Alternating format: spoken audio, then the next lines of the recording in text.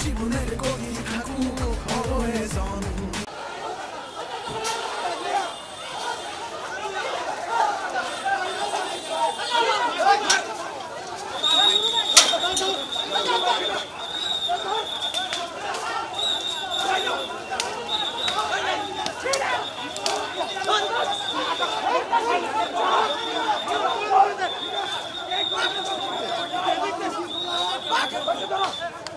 Main আবদুল্লাহকে বাংলাদেশ সেনাবাহিনীর যৌথ অভিযানে গ্রেপ্তার করা হয়।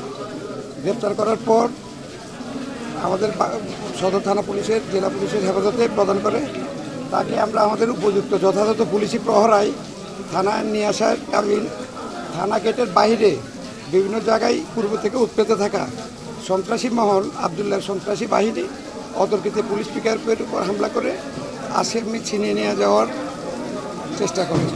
উক্ত চেষ্টাকালে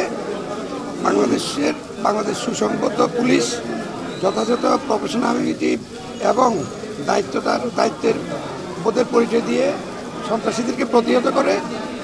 আসামি এখন আমাদের হেফাজতে আছে। এই সন্ত্রাসীদেরকে খুঁজে বের করে আইনের আওতায় আনা হবে।